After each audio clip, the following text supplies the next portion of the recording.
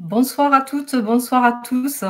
Je suis Sophie d'Aesio Mutuel et je vous souhaite la bienvenue sur ce webinaire dédié ce soir au pilotage des dépenses de la vie courante.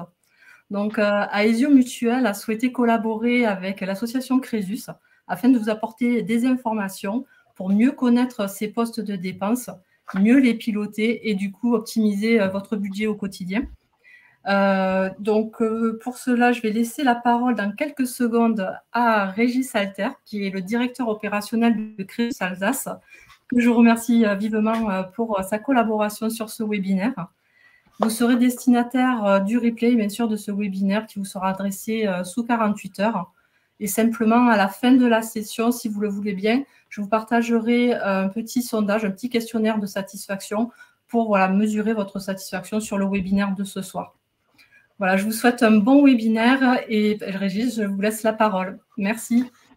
Merci beaucoup Sophie pour cette introduction et je suis très content d'être avec vous ce soir pour partager un nombre important d'informations sur optimiser son budget, mieux piloter ses dépenses de vie courante. Donc dans un court instant, je vais effectivement partager le contenu que je vais animer pour vous. Et donc, vous aurez l'occasion aussi de poser quelques questions à travers le chat. J'essaierai d'y répondre dans la mesure du possible avec le temps qui nous est imparti. Voilà. Donc, sans tarder, eh bien, écoutez, je vous propose de nous lancer dans ce monde qui est le budget et comment l'optimiser finalement pour gagner de l'argent par les temps qui courent. C'est plutôt bienvenu. Donc, partageons voilà, en grand le contenu. Et vous l'avez compris, cette action solidaire est soutenue par Aesio Mutuel, telle que l'a présenté Sophie. Alors, optimiser son budget, pourquoi?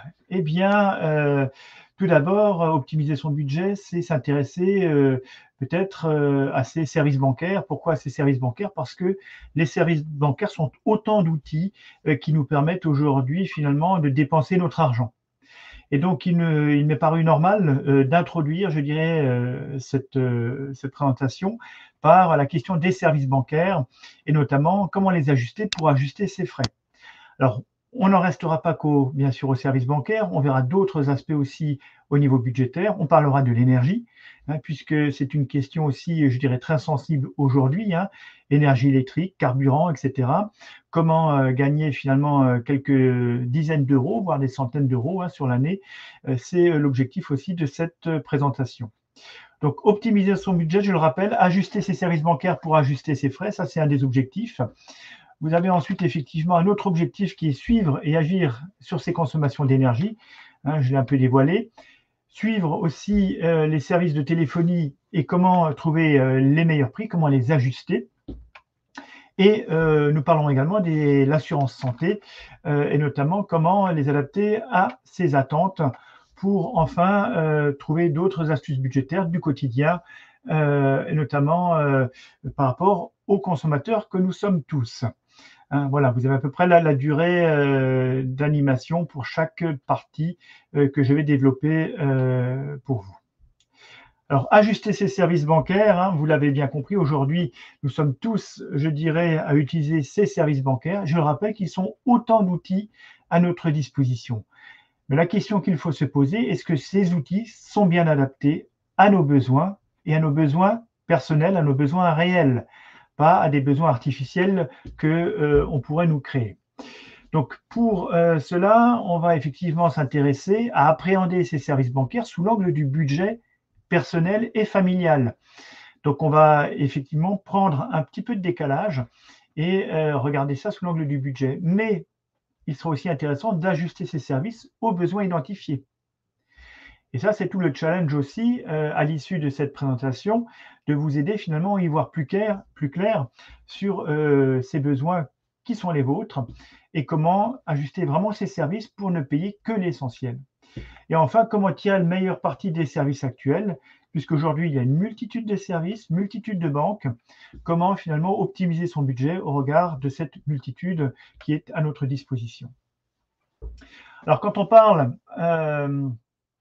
effectivement de l'optimisation du budget, on peut adopter différents profils de consommateurs. On peut être chercheur de qualité, hein, celui qui va toujours souhaiter chercher un service de grande qualité, très réactif, mais qui va peut-être coûter un peu plus cher. On peut être aussi nomade. Hein, donc, les nomades sont plutôt ceux qui sont orientés digital et qui sont tout à fait disposés à adopter de nouveaux modèles de prestations en matière bancaire, en matière de services financiers, par exemple, avec des risques peut-être en termes de sécurité. Et puis, on a aussi le chasseur, celui ou celle qui est en quête de meilleurs tarifs pour optimiser son budget. Alors, je ne vous cache pas que aujourd'hui, on va plutôt revêtir la veste du chasseur des meilleurs tarifs pour optimiser son budget. Mais peut-être que certains d'entre vous se reconnaîtront également dans le profil du chercheur de qualité ou encore du nomade. En tous les cas, là, on va vraiment adopter la posture du chasseur. Et quand on parle de services bancaires, le premier élément important à avoir à l'esprit, ce sont les moyens de paiement. Les moyens de paiement qui sont autant d'éléments qui nous permettent de dépenser notre argent. Et attention, peut-être de le dépenser plus, je dirais, que de raison. Il faut avoir à l'esprit que l'utilisation de tel ou tel moyen de paiement va avoir un impact sur son budget familial, à la fois sur la manière de dépenser, sur le contrôle des dépenses, mais aussi, il faut prendre en compte qu'il peut y avoir des coûts additionnels hein, liés au service et des frais induits auxquels on n'a pas forcément pensé quand on utilise tel ou tel moyen de paiement. Alors, quand on parle de frais induits, par exemple, lorsqu'il y a un dérapage budgétaire, on peut se trouver confronté, par exemple, à un chèque sans provision. Eh bien, sachez que le chèque sans provision peut être facturé par la banque jusqu'à 50 € maximum en commission d'intervention. Donc là, lorsqu'on utilise ce type de moyen de paiement, effectivement, on est exposé en plus à une pénalité importante de la banque.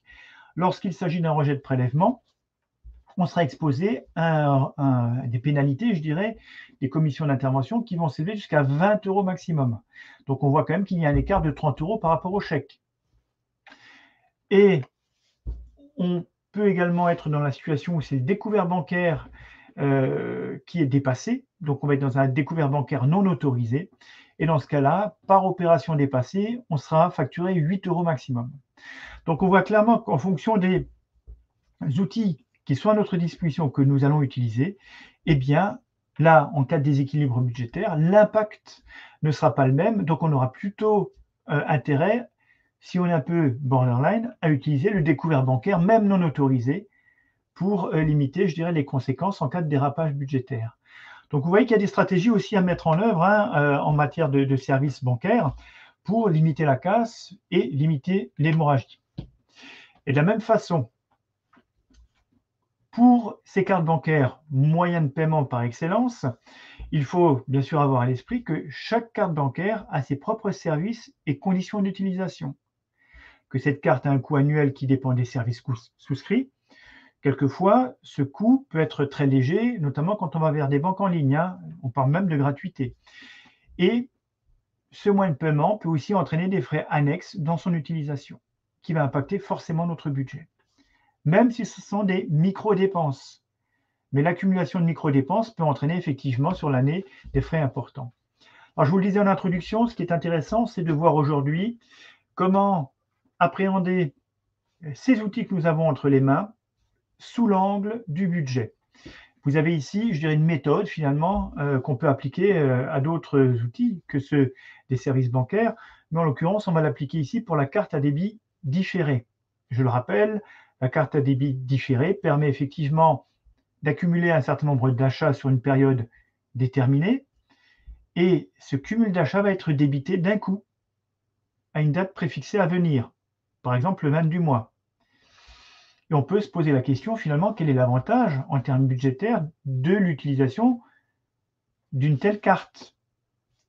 La différence d'une carte à débit différé, c'est que par rapport à une carte à débit immédiat, c'est que la carte à débit immédiat, on paye et on est quasiment débité dans le jour qui vient ou même instantanément au niveau de son compte courant.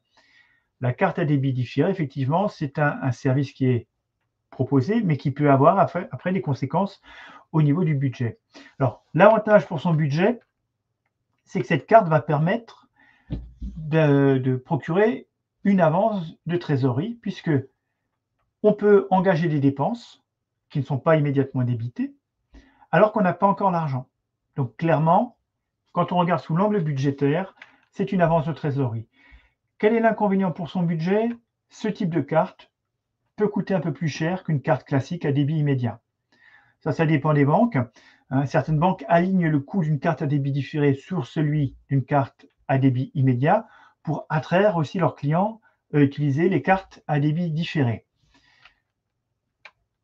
L'intérêt pour les banques, c'est peut-être d'amener aussi leurs clients vers un découvert bancaire qui sera plus souvent utilisé et donc qui va aussi produire des intérêts dont va se nourrir la banque. Le risque avec la carte à débit différé, c'est de trop dépenser, vous l'avez compris, si on ne vérifie pas les cumuls d'achats et si on ne s'en tient qu'au solde du compte, puisque celui-ci ne va quasiment pas bouger si on se réfère aux achats qu'on a faits mais qui ne sont pas encore débités. Donc, on voit qu'à travers cet outil-là, il y a des avantages, mais il peut aussi y avoir des inconvénients pour son budget. Donc, le conseil, c'est à utiliser, bien sûr, avec parcimonie, mais surtout bien contrôler ses dépenses. Autre exemple, on va parler de l'e-carte. Autre outil qui est aujourd'hui mis à disposition par les banques. Une e-carte, c'est une carte bancaire virtuelle, c'est-à-dire qui n'est pas palpable, mais qui est utilisable spécifiquement pour les achats par Internet. Comment obtenir une e-carte? Eh bien, on va généralement se connecter sur son site bancaire et on va demander la création d'une telle carte pour un usage unique pour l'achat d'un bien sur Internet. Donc l'avantage d'une telle carte, c'est qu'elle protège, elle a vocation à protéger notamment du piratage sur Internet, puisque c'est une carte à usage unique. Et si jamais ces coordonnées sont volées sur Internet, elles ne seront pas réutilisables. Au pire des cas, pour cette carte, on risque de perdre le montant de l'achat, mais ça ne sera pas ensuite utilisé pour faire un vase communicant avec votre compte courant. Donc, on voit qu'aujourd'hui, les outils financiers, les services bancaires évoluent aussi en fonction des technologies. Et l'e-carte, c'est une solution pour les achats sur Internet. Manière de protéger aussi son budget, finalement, des risques de piratage.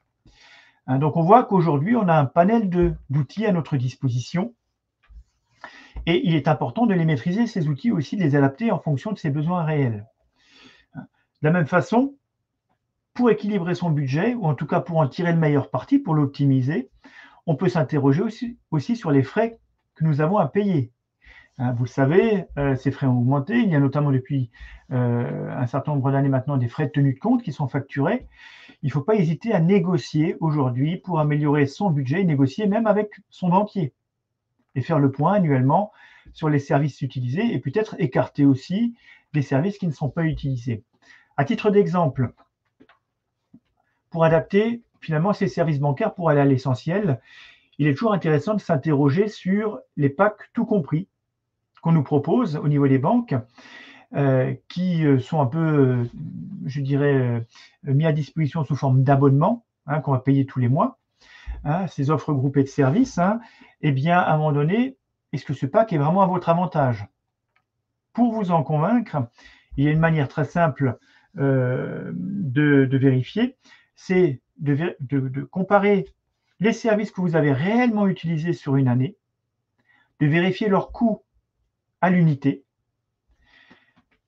et ensuite de cumuler ces coûts et de comparer ces coûts finalement sur une année au coût du pack sur la même année, sur la même période. Et vous verrez bien si le pack vous a été plus profitable ou pas. Il faut savoir que dans un cas sur deux, alors que ce soit pour des clients moyennement consommateurs de services ou des gros consommateurs de services, ces packs ne sont pas forcément avantageux pour le client. Donc, ça veut dire qu'il y a la moitié des clients qui vont en tirer un avantage et l'autre moitié, pas du tout. La question, est-ce que vous êtes dans la partie qui gagne un avantage ou qui n'en tire aucun intérêt?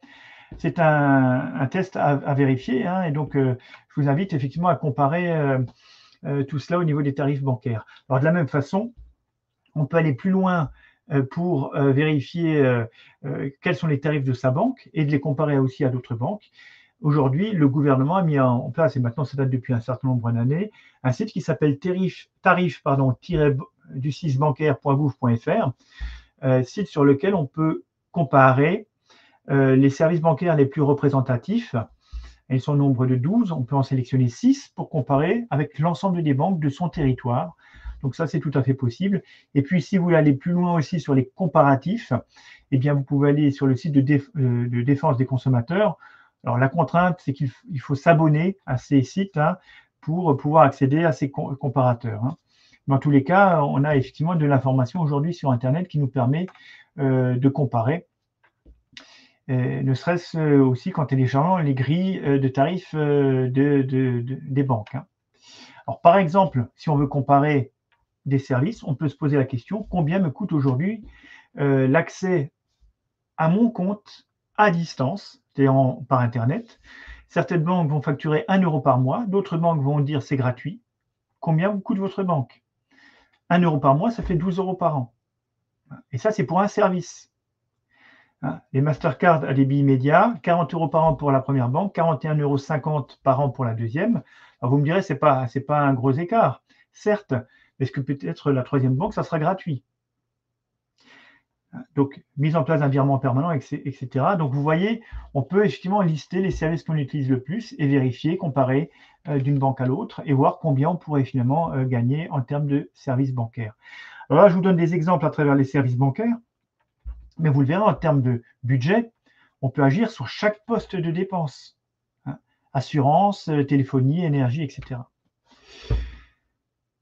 Au-delà des moyens de paiement, au-delà des services classiques, il y a d'autres aussi services qui sont mis à disposition par les banques, ce sont les crédits.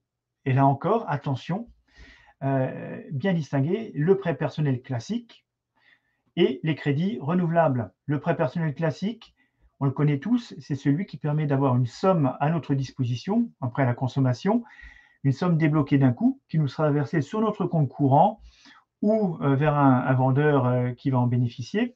Et ensuite, on a un tableau d'amortissement qui nous dira clairement combien on devra payer en intérêt, capital et assurance éventuellement. Le crédit renouvelable, c'est un peu différent puisque là, on va partir sur une réserve d'argent. On va vous ouvrir une ligne de compte que vous pouvez utiliser ou pas. Donc, c'est une grande différence par rapport au prêt personnel. Cette ligne de compte, elle vous est à disposition. C'est un peu comme une forme de découvert, si vous voulez. On vous met à disposition 3 000 €. Vous pouvez l'utiliser ou ne pas l'utiliser. Il faut savoir que ce crédit renouvelable, en termes de coût, il est un des plus élevés sur le marché, puisqu'on frôle pour les crédits renouvelables de moins de 3 000 € les 20%. C'est toujours à la limite du taux de l'usure. Donc, attention à ces crédits, ils sont faciles d'accès. On peut y accéder notamment quand on fait ses achats dans les grandes enseignes. Quand on nous propose des achats en 3 fois sans frais, on peut nous ouvrir effectivement une ligne de crédit renouvelable. Bien sûr, pour l'achat sans frais, il n'y aura pas de somme puisée dans la réserve, mais après, si on veut aller faire un achat, on pourrait effectivement utiliser la carte qui nous serait mise à disposition. Alors attention à ces crédits, facile d'accès, difficile d'en sortir, et des coûts très élevés en termes d'emprunt, sûrement les plus élevés du marché en France. Donc ça, c'est vraiment à utiliser avec précaution et à rembourser le plus rapidement possible, évidemment. Donc attention là aussi au type de service en termes de crédit qu'on vous propose. Posez-vous toujours la question, est-ce que j'ai un intérêt à prendre ce crédit-là renouvelable ou est-ce que je peux tout simplement emprunter à travers un prêt personnel classique qui me coûtera moins cher et qui est beaucoup plus sûr et stable en termes de gestion budgétaire. En termes de services bancaires, il existe aussi ce qu'on appelle les rachats de crédit. Donc là aussi, c'est intéressant parce que quelquefois, ces rachats sont utilisés pour anticiper les risques de dérapage budgétaire et notamment l'accumulation de crédit. Je le rappelle, là, le rachat de crédit, c'est une opération financière qui permet de finalement regrouper, on va dire, des sommes totales d'un ensemble de crédits qu'on a à devoir. Et on va tout simplement prendre un autre crédit qui va nous permettre de rembourser tous ces crédits-là qu'on a accumulés. Et ensuite, on va se retrouver avec un unique crédit à payer. Donc, ce qui permet une gestion plus simple aussi Il y a deux objectifs d'un rachat de crédit, c'est soit diminuer le poids des mensualités de son endettement, c'est-à-dire qu'on peut être asphyxié par l'accumulation du cumul des mensualités qu'on doit régler tous les mois, hein, bien sûr. Ça, c'est un premier objectif. Ou l'autre objectif, si on est à l'aise financièrement, on peut aussi utiliser le rachat de crédit pour faire encore plus d'économies si on veut. Hein. Donc attention, pénalité de remboursement des crédits rachetés. Quand on rachète un crédit, il peut y avoir des pénalités sur le capital restant dû. Hein. On doit payer peut-être 3% en plus. Hein. Ces pénalités-là, il faut en tenir compte. Et puis, il y a aussi les assurances qui sont liées au rachat de crédit. Donc là, le nouveau crédit qu'on va prendre, peut-être que le prêteur va demander une assurance qui peut coûter un peu plus cher que celle qu'on avait jusqu'à présent. Alors, un exemple, diminuer le montant des poids des mensualités de son endettement. Donc, imaginons la situation, avant le rachat, 7 crédits à la consommation.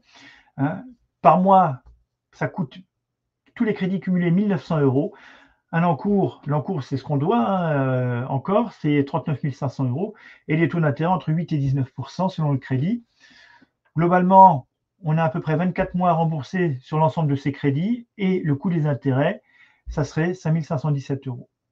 Imaginons que là, j'en peux plus, je n'arrive pas à payer ces 1 900 € par mois. Eh bien, je vais faire un rachat de crédit. Après le rachat, je vais me retrouver avec un prêt personnel donc, que j'ai souscrit. J'ai emprunté 40 000 € avec lesquels j'ai remboursé tous les autres crédits.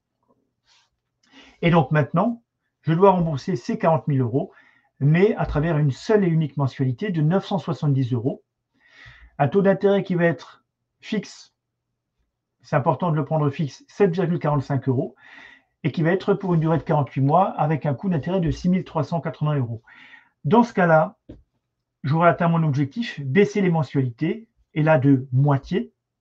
Donc j'arrive à avoir une bouffée d'oxygène en termes de gestion mensuelle de mon budget. Mais par contre, la contrepartie, c'est que j'aurai une durée de remboursement qui va doubler et une augmentation forcément du coût du crédit. Ici, en l'occurrence, ça va augmenter de 15%. Et c'est le prix à payer pour retrouver une forme de sérénité budgétaire mensuelle.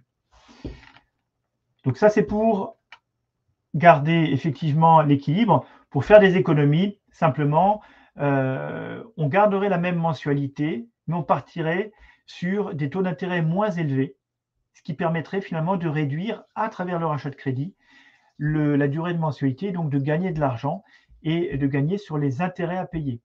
Hein, donc ça serait effectivement l'autre objectif qu'on pourrait rechercher. Alors, en matière de difficultés, on peut aussi avoir d'autres solutions. Hein. On le connaît peu, mais c'est le délai de grâce en matière de crédit. Imaginons qu'on demande à notre banquier des solutions d'aménagement pour réduire les mensualités qu'il refuse. Eh bien, on peut aller voir le juge et demander jusqu'à 24 mois de délai pour payer soit ses crédits à la consommation, soit son prêt immobilier, à condition d'avoir une baisse de ressources ou une augmentation des charges qui soit temporaire. Hein, c'est-à-dire qu'on doit y faire face, on doit pouvoir surmonter cette difficulté dans les 24 mois, mais en attendant, on a besoin d'un coup de main et la justice peut être aidante si elle considère que votre situation est exceptionnelle et qu'elle sera revenue à meilleure fortune d'ici 24 mois maximum. Donc ça existe. Hein. N'oubliez pas que le délai de grâce peut être une solution. Et dans les cas les plus extrêmes, ça peut être effectivement aussi des situations de surendettement, mais je ne vais pas rentrer dans ce détail. Pour conclure sur les services bancaires, on voit que les services financiers aujourd'hui sont un poste important dans les dépenses du budget. Vous avez compris qu'on a des outils à notre disposition, qu'ils peuvent être adaptés, mais ça c'est à vous de le faire, d'aller voir votre banquier pour trouver finalement les services les plus adaptés et je dirais les moins coûteux finalement par rapport à vos besoins. On comprend bien que c'est un exemple, les services bancaires, il y en a d'autres, et j'enchaîne sans tarder sur les dépenses d'énergie. Puisque aujourd'hui, c'est un enjeu, je dirais, de taille, on l'a tous bien compris, l'énergie va nous coûter plus cher, c'est déjà le cas actuellement, mais on a bien conscience que ça va encore augmenter pour l'avenir. Donc, suivre et agir ces dépenses d'énergie pour un budget plus serein, eh bien, c'est s'intéresser d'abord à ces dépenses d'énergie électrique. Énergie électrique, comment adapter ou trouver des solutions à ce niveau-là? D'abord, c'est d'identifier les postes énergivores, les plus énergivores. Et parmi ceux-là, on retrouve les radiateurs, le four et le chauffe-eau. clairement, s'il y a un travail à faire sur les dépenses d'énergie en matière électrique, c'est par ceux-là qu'il faut commencer, parce qu'ils consomment le plus d'énergie, et c'est en agissant sur ceux-ci qu'on aura le plus d'effet immédiat sur sa facture d'électricité. Bien ensuite, peut-être les plaques de cuisson et les climatiseurs. On voit qu'il y a un ordre dans le traitement des appareils finalement. Ensuite, ça sera peut-être effectivement tout ce qui concerne le sèche-linge. Ensuite, les réfrigérateurs, congélateurs. Et puis enfin, le lave-vaisselle. Donc, on voit que ce n'est pas le lave-vaisselle qui est le plus énergivore. Et donc, peut-être, il ne faudra pas commencer par le lave-vaisselle pour commencer à faire des vraies économies en matière d'énergie. Sachant que chauffage et eau chaude représentent 77% des consommations d'un ménage, toute énergie confondue. Donc ça, c'est important de l'avoir à l'esprit. Donc si on veut faire vraiment des économies, c'est par là que ça passe.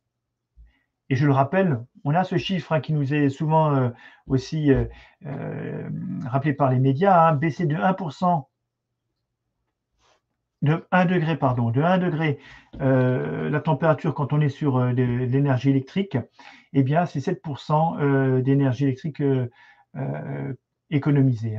Donc ça fait du bien à la fois pour le portefeuille et pour la planète. Alors, ajuster ses dépenses électriques à ses besoins, c'est aussi, mais vous le savez, ça, c'est débrancher les appareils qui sont même en veille. On peut gagner jusqu'à 10% en termes de dépenses au niveau de l'électricité. S'équiper de thermostats programmables quand on n'est pas dans son logement ou sa maison, ça permet aussi d'ajuster et de ne pas chauffer, je dirais, à fond quand on n'est pas là. C'est aussi faire fonctionner les appareils à leur charge optimale.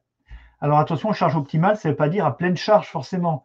La charge optimale, c'est celle qui permet d'avoir le meilleur rapport entre lavage, par exemple, et coût en matière de fonctionnement. Et puis, on peut aussi télécharger l'application EcoWatt pour connaître l'état du réseau électrique, notamment s'il y a un risque de coupure, etc. Donc ça, c'est des alertes qui peuvent nous être envoyées. Et aussi, du coup, réduire peut-être la consommation pour éviter les possibles coupures. Tout ça, ça fait partie effectivement des fameuses chasses au gaspillage. Alors, il ne s'agit pas que ce soit une contrainte non plus, et d'être obnubilé par ça, mais il faut que ce soit des habitudes qu'on prend finalement et auxquelles on ne pense plus au fond. Alors, vous avez pour aller plus loin aussi le guide de l'ADEME, qui est l'organisme qui permet effectivement des économies en matière d'énergie, qu'on trouve sur Internet, ce qui s'appelle réduire sa facture d'électricité. Voilà un outil qui peut être utile. Alors, un exemple de dépenses d'électricité de deux familles. Là, vous avez un certain nombre d'appareils électroménagers qui sont représentés. Alors, il y a des durées de vie différentes. En fait, c'est en fonction de la durée de vie. Et on a ici le coût que représentent ces appareils sur leur durée de vie. Par exemple, on a 10 lampes à 60 watts qui coûtent sur 15 années, leur durée de vie, 1 500 € en termes d'électricité. Alors, ça peut être des lampes halogènes, voilà, qu'on ne retrouve plus, mais juste pour bien comprendre la différence de coût. Et un sèche-linge en bas qui coûte, sur 13 ans, ça coûte 1 455 €. Là, on a les appareils qui sont les moins économiques, on va dire, en termes de catégories, puisqu'on est sur des catégories C, voire B, on n'est pas sur du A+, etc. Donc, l'utilisation aussi des appareils les moins énergivores, en fonction des besoins, on voit qu'on peut réduire clairement le montant, puisque en utilisant des appareils A ou A+, l'exemple pour les lampes, on peut réduire jusqu'à 79% sur la durée de vie de l'ensemble des appareils le coût. Et pour le sèche-linge, c'est également 60% d'économie. Donc on voit que là, les coûts sont importants. Après, c'est peut-être moins significatif sur d'autres appareils électroménagers. Mais là encore, vous voyez, on peut bien cibler aussi les appareils et en se disant, on va peut-être investir plutôt dans un sèche-linge A+ ou A++, parce que là, il y aura un impact important, surtout si on a par exemple une famille nombreuse et qu'il faut faire tourner le lave-linge de nombreuses fois dans la semaine. Donc là aussi, en fonction de ses habitudes de consommation, repérez les appareils que vous utilisez le plus souvent, ceux qui sont le plus énergivores, et portez vos efforts sur ces appareils-là pour faire des économies. Donc ça, ce sont quelques exemples qu'on peut avoir hein, pour la matière d'énergie électrique, mais pour les dépenses de carburant, c'est pareil. Aujourd'hui, on le sait, rouler en voiture, ça coûte très cher. Alors, il y a bien sûr des conseils pour réduire ces dépenses de carburant. Pour les gros rouleurs, eh bien, ceux qui prennent souvent l'autoroute, rouler à 120 au lieu de 130, ça fait gagner 1 litre d'essence pour 100 km parcourus. Et ça ne fait perdre que 4 minutes de temps de trajet. Donc, quelquefois, il faut aussi relativiser un peu les choses ou partir un quart d'heure à l'avance pour gagner 3 litres d'essence sur 300 km. Voilà, c'est une manière aussi de gagner 6-7 euros, voire plus, hein, sur un petit trajet. On voit aussi que le contrôle de la pression des pneus, c'est pas négligeable. Ça peut faire effectivement, ça peut faire surconsommer jusqu'à 4% le véhicule. Hein. Alors là, il y a plusieurs conseils qu'on va voir. Finalement, ces conseils cumulés peuvent alourdir sensiblement la facture en termes d'énergie. Hein. On peut utiliser des pneus de basse consommation. Hein. Donc ça aussi, ils sont peut-être plus coûteux. Mais là encore, tout dépend si on est un gros rouleur ou petit rouleur. Éviter les trajets de moins de 1 km en voiture, parce que c'est à ce moment-là qu'il y aura le plus d'injection d'essence, et généralement, on a une surconsommation de 45% sur la consommation à ce moment-là. Convertir peut-être le véhicule en bioéthanol. Alors là aussi, attention, c'était vrai à un moment donné, mais on sait aussi que le prix du bioéthanol a eu tendance à beaucoup augmenter par rapport aux besoins aujourd'hui qui sont en progression. Hein. Voilà. Vider le coffre, donc voyager léger, c'est consommer moins d'énergie forcément. Limiter l'usage de la climatisation si on n'en a pas besoin. Et adopter une conduite souple, parce que là encore, on peut gagner à peu près 1 litre pour 100 km. Donc on peut sensiblement réduire la consommation en termes de carburant aujourd'hui. Donc ça, c'est important d'avoir à l'esprit. Après, c'est un choix. Hein. On peut décider, si on n'a aucune envie de faire des économies, aucune envie de participer aussi à l'effort écologique qu'on nous sollicite aujourd'hui, hein, qu'on nous demande, de dire bah, moi je roule comme je veux et je consomme, voilà. Après, ce sont des choix hein, qu'on peut faire. De la même façon, aujourd'hui, on nous parle d'électricité pour les véhicules.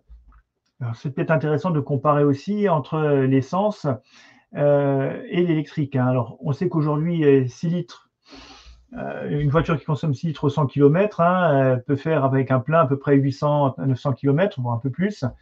Et le coût au 100 km, c'est à peu près entre 10 et 11 euros, hein, en fonction du coût de l'essence. Hein.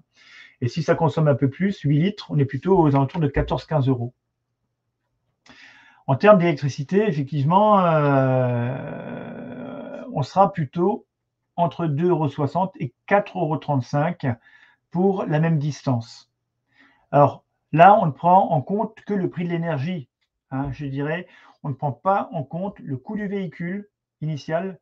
On sait qu'un véhicule électrique, notamment l'exemple de la 208, ça coûtera 2 fois plus cher à l'achat en neuf qu'une voiture thermique pour le même modèle. Donc, il faudrait effectivement intégrer aussi ce coût-là, sachant qu'aujourd'hui, d'après des études, hein, notamment du FC Que Choisir, en termes de coût en termes de véhicules électriques, à la fois tout compris, hein, sans les aides de l'État, l'électricité coûte un peu plus cher qu'un véhicule thermique.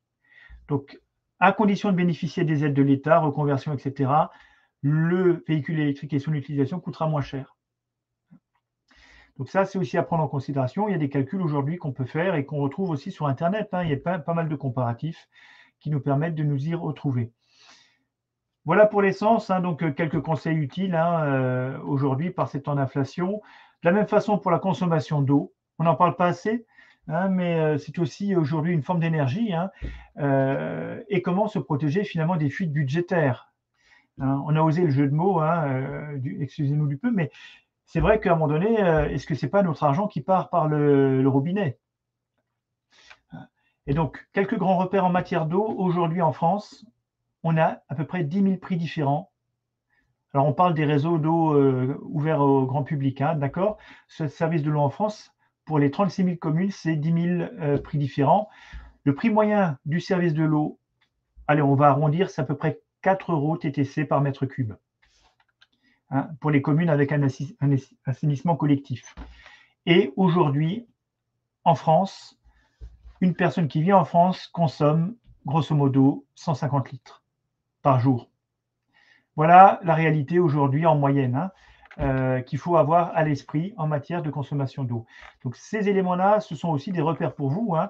Est-ce que vous êtes dans ces mêmes chiffres? Est-ce que vous êtes un peu plus ou un peu moins? Ça permet aussi de savoir si on est dans une forme de moyenne ou pas par rapport au prix du mètre cube et en termes de consommation d'eau. Comment limiter? Comment finalement optimiser sa consommation d'eau et de la sorte optimiser ses dépenses liées à l'eau? Eh bien, aujourd'hui, on a des mousseurs qu'on utilise sur les robinets. Ça fait gagner 30% quand on ouvre le robinet, voire même des aérateurs de débit d'eau. C'est le même principe, mais ça permet en plus de gagner encore 20 points de plus. Donc, ce n'est pas négligeable, hein, voilà. On peut aussi, pour les toilettes, qui sont aussi des lieux où on consomme pas mal d'eau, hein, ajuster le flotteur, hein. Il y en a qui mettent des choses aussi dans le bac de réception d'eau. C'est une manière aussi de réduire la consommation. Utiliser des collecteurs d'eau de pluie, utiliser les modes éco du lave-vaisselle, une douche plutôt qu'un bain, une douchette économe qui va remplacer les douchettes classiques, hein.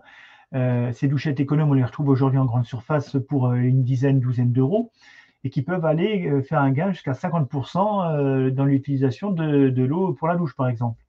Et puis aussi, attention, on ne le dit jamais assez, attention aux fuites qui peuvent être présentes, fuites de robinet, hein.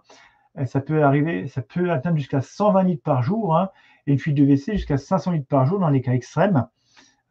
Le goutte à goutte, c'est 4 litres par heure, 30 mètres cubes, 35 mètres cubes par an, ce qui peut représenter près de 120 euros, à peu près, entre 110 et 120 euros perdus, voilà, par le robinet qui fuit, hein.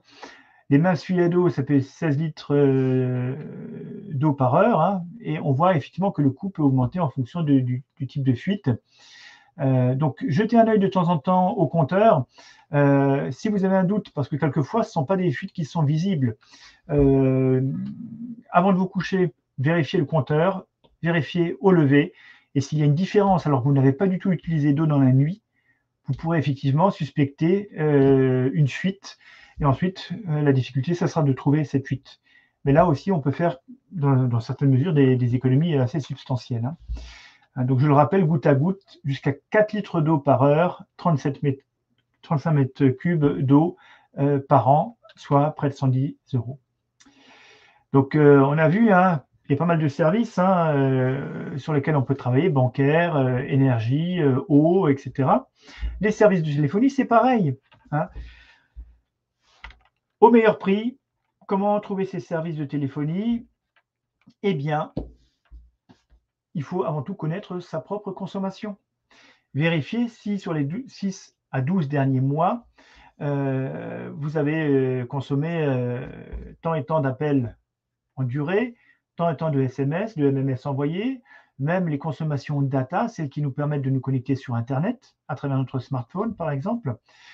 Et donc, en comparant cette consommation, en la vérifiant, vous pouvez effectivement vérifier après auprès d'autres opérateurs s'il n'y a pas des offres moins chères, tout simplement, pour en tirer meilleure partie avec ces nouveaux opérateurs. Donc ça, c'est aussi une manière finalement de gagner de l'argent. Alors par exemple, vous avez ici un comparatif d'abonnement de téléphonie sans téléphone, hein. Donc là, on ne parle pas de téléphone associé à l'abonnement, ou quand on va simplement là souscrire un nouvel abonnement.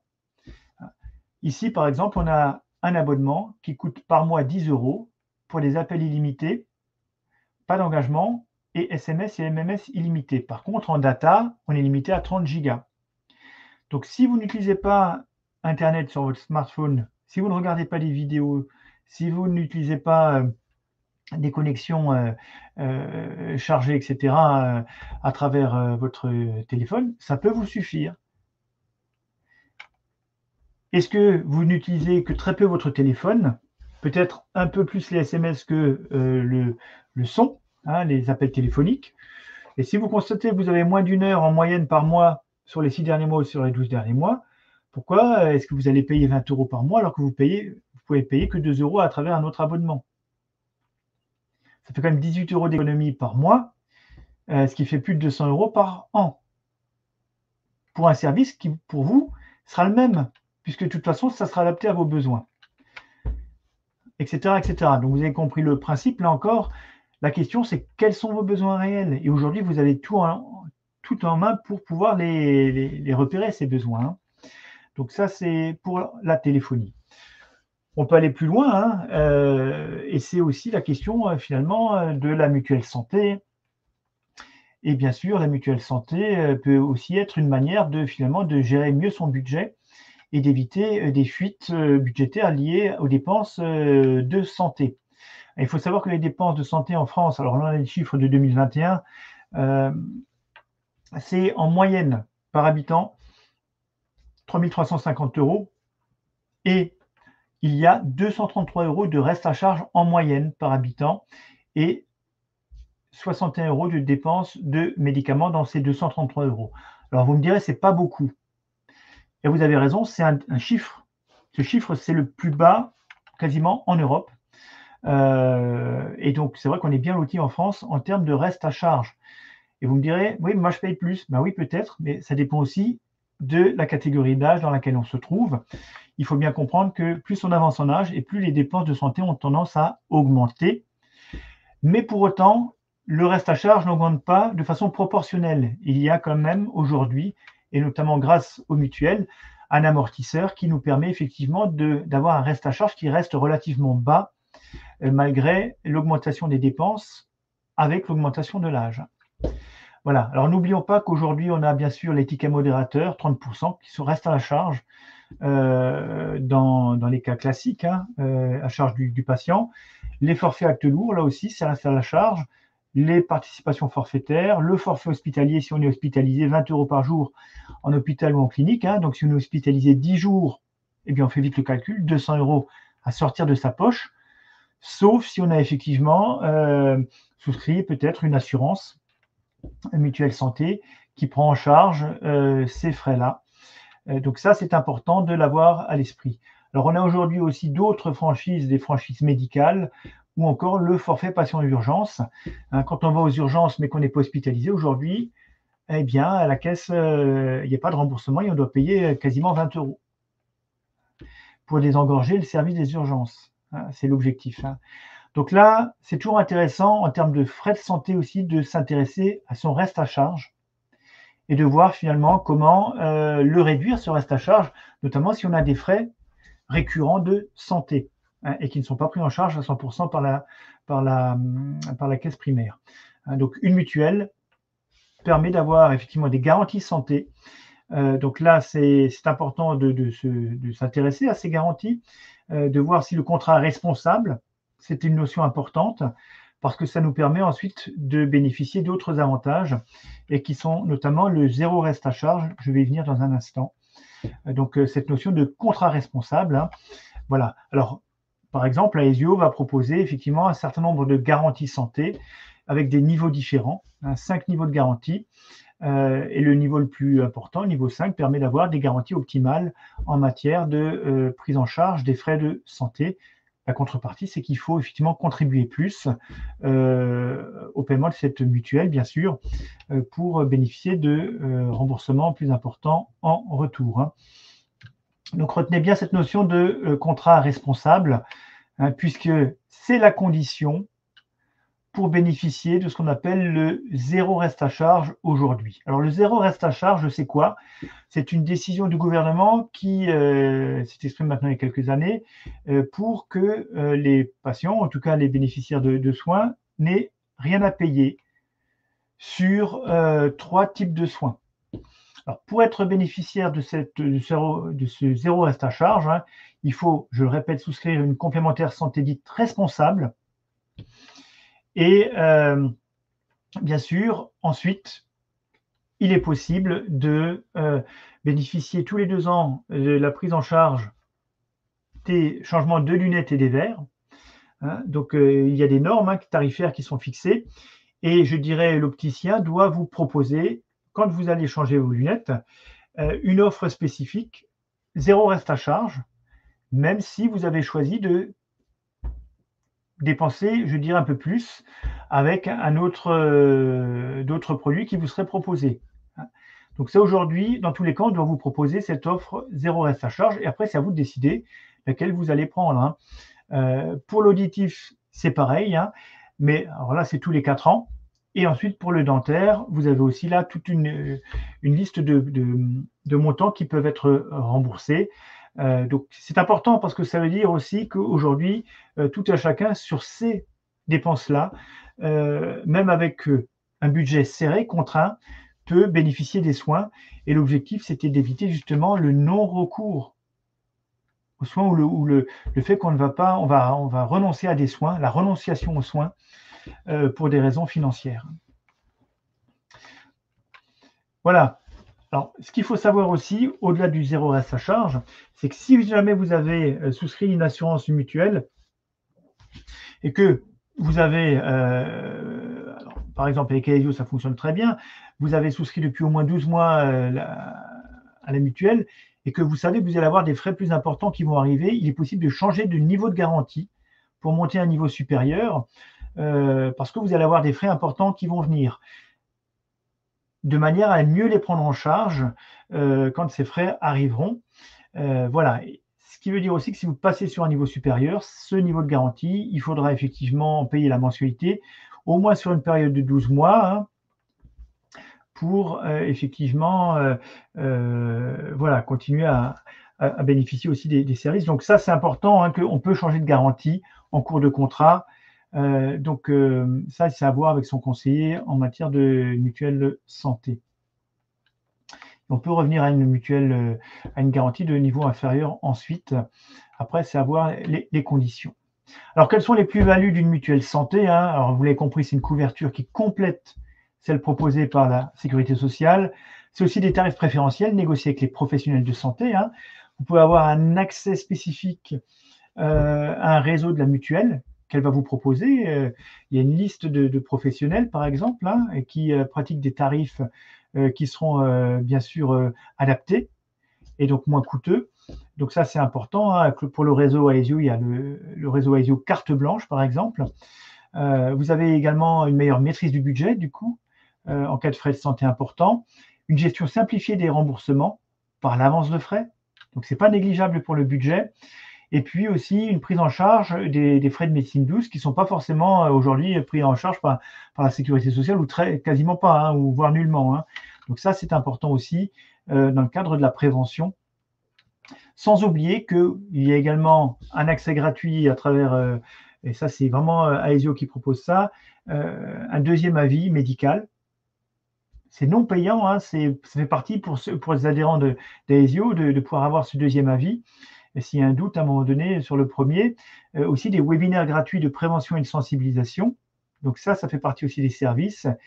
Et puis, il y a de nombreux autres services à découvrir sur le service espace adhérent.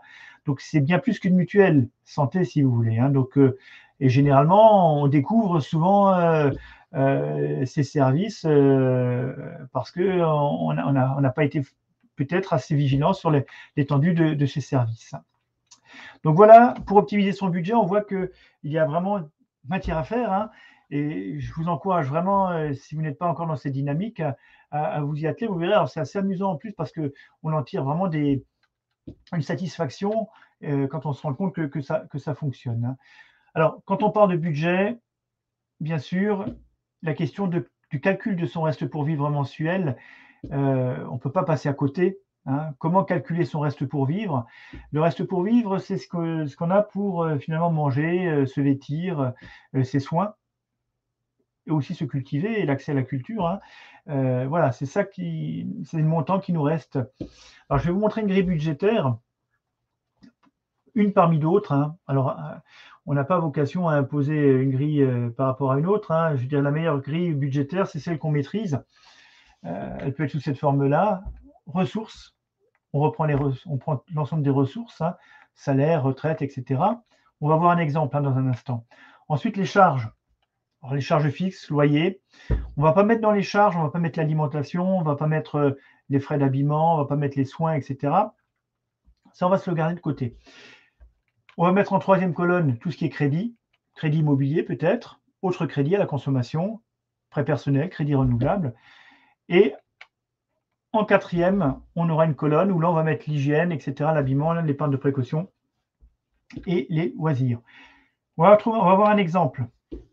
Imaginons une personne ou une famille. Après, ça n'a pas vraiment d'importance, hein, la composition familiale pour l'exemple.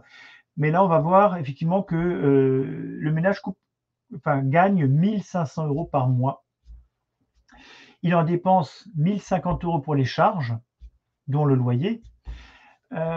Et ensuite, il a 3 crédits mensuellement qu'il doit payer à hauteur de 300 €.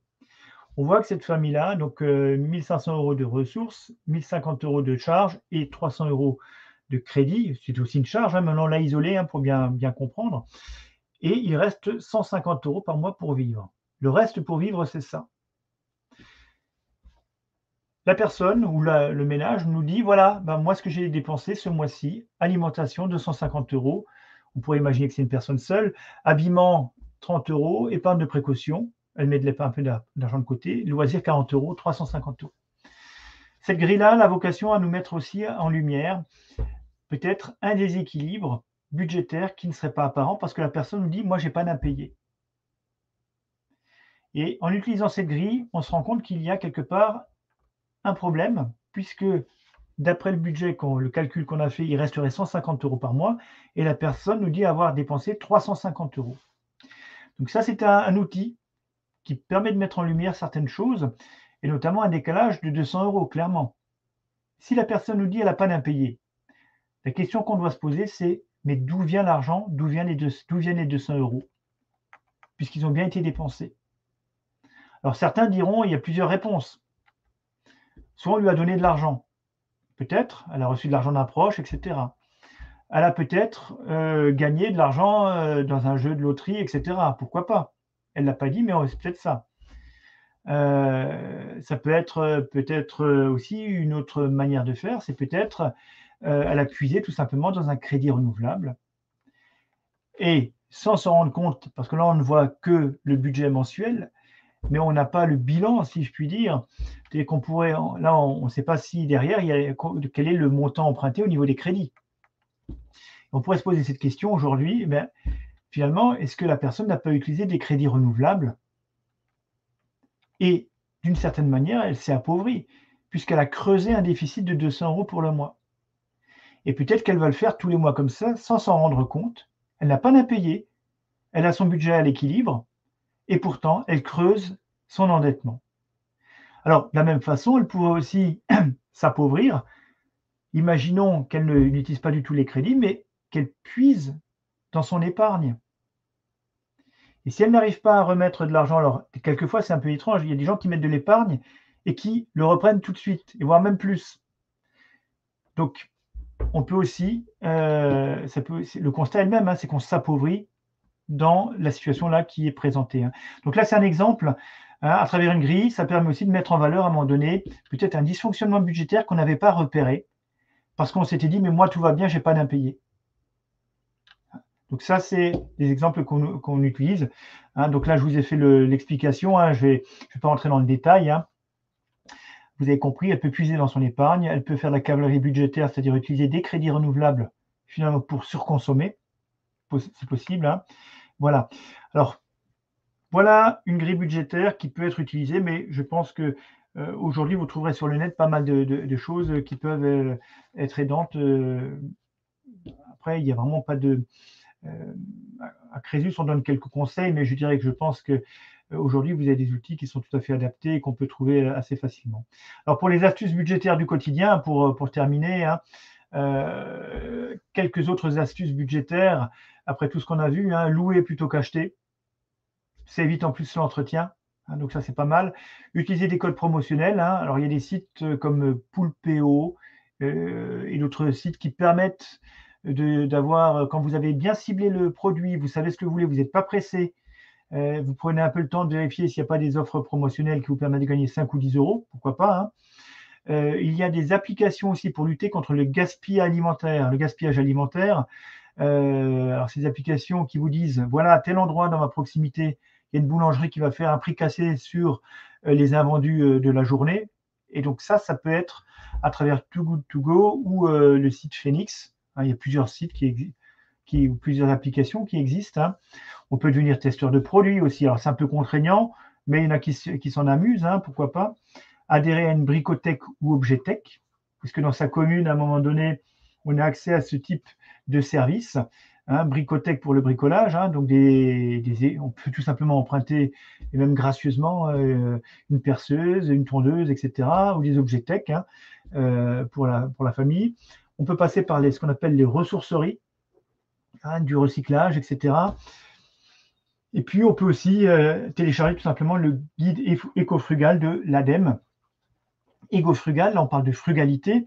Frugalité, c'est-à-dire réduire sa consommation sans avoir l'impression finalement de se priver. Alors, frugalité, on est effectivement dans une consommation moins tendue vers la surconsommation hein, qu'on nous propose hein, tous les jours. Donc ça, c'est aussi une manière de consommer différemment. Pourquoi pas. Je vous ai mis d'ailleurs, vous avez le guide éco-frugal, hein, ici, le lien qui apparaît en bas de l'écran. Voilà. Et si vous voulez encore en savoir plus sur le budget, vous avez un portail qui est proposé par la Banque de France qui s'appelle mesquestionsdargent.fr. Et comme c'est un portail, ça vous ouvre, je dirais, les portes sur de nombreux sites sur lesquels vous aurez des fiches techniques, des multiples informations, notamment sur les services bancaires, ce que c'est que l'inflation, sur voilà, des outils du quotidien pour mieux gérer son budget. Voilà, j'en arrive au terme, hein, il est 18h56. Je rappelle que cette action solidaire vous a été proposée par Aesio Mutuel et portée en partenariat par Crésus, que je représente. Et je vais laisser peut-être la parole tout simplement à Sophie qui reprend la main. Oui, merci beaucoup Régis pour tous ces conseils, pour toutes ces explications. Simplement, comme il nous reste 3 minutes, j'ai lu dans la conversation qu'il y avait quelques questions. Si vous pouviez voilà, avoir la gentillesse d'y répondre. Donc, on a combien coûte une e-carte et est-ce que toutes les banques proposent des e-cartes? Alors, vous avez raison de poser cette question parce qu'il faut vraiment vérifier. Aujourd'hui, il y a à peu près 200 banques en France. Hein. Chaque banque propose des services alors, qui sont beaucoup comparables, hein, mais qui peuvent aussi différer d'une banque à l'autre. Donc, vérifiez auprès de votre banque si elle propose des e-cartes. En principe, elles le font. Elles ont intérêt à le faire. Ça permet de gérer le risque hein, de piratage, etc. Certaines banques vont faire payer ce service et d'autres vont le proposer gratuitement parce qu'elles savent que ça protège mieux à la fois le client et la banque elle-même. Hein, donc là, vraiment, renseignez-vous. Je ne pourrais pas vous dire a priori si votre banque rend le service gratuitement ou pas. Merci Régis. Une deuxième question concernant le modèle de grille budgétaire que vous avez proposé. Est-ce que vous auriez un modèle à pouvoir mettre dans la conversation ou un conseil d'un site auquel se référer pour pouvoir en télécharger une? Alors, Crésus a développé une application qui s'appelle BGV, une application pour smartphone qu'on peut télécharger. Il faudrait que je donne peut-être le lien à Sophie pour qu'elle le mette, ou on verra comment on peut faire hein, pour le mettre en ligne. Alors, la contrainte, c'est qu'il faut donner accès à son compte bancaire. Alors, quelquefois, on n'est pas trop chaud pour le faire, hein, mais c'est sécurisé. Hein, et ça permet effectivement de gérer son compte en ligne. Il y a quelquefois aussi les banques qui vous proposent leurs propres outils budgétaire hein, pour suivre son budget.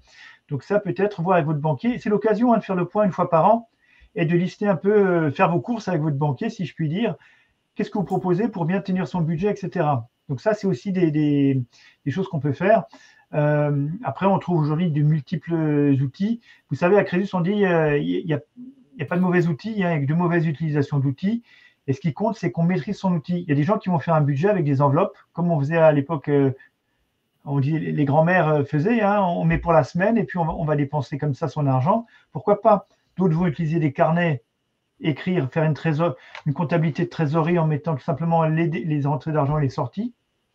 D'autres vont utiliser Excel et d'autres vont utiliser des applications pour smartphone, etc. Donc, généralement, il n'y en a pas d'application plus à proposer qu'une autre. À Crésus, on en a une qui s'appelle BGV, Budget Grande Vitesse, qui est gratuite, qu'on peut télécharger sur un téléphone. Voilà, un peu pour ce que je peux vous dire sur ces applications.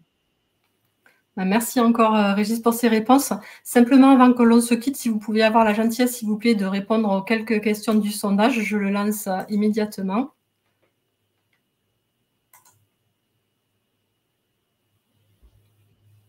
Je ne sais pas si vous le voyez bien.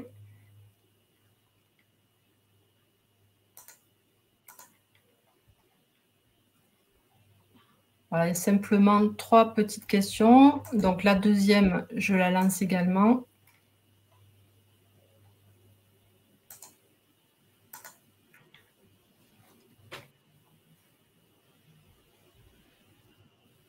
Je vous remercie. Je vois qu'il y a beaucoup de réponses. Ça va nous être précieux.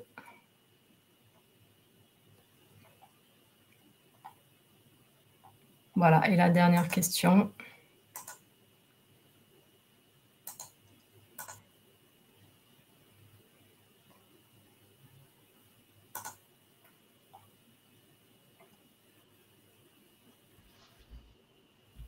Et voilà, je crois que voilà, on a toutes les réponses.